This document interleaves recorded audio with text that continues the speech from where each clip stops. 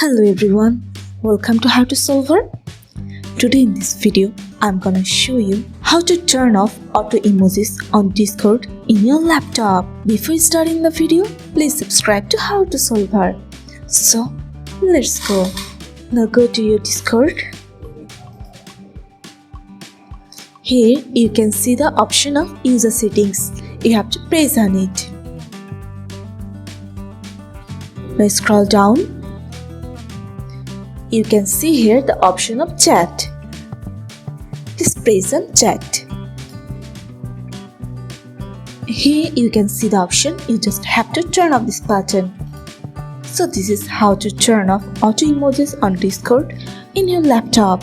So guys, that's it. You can do this. I think this video is very helpful to you. If it was, then give a thumbs up and hit the subscribe button.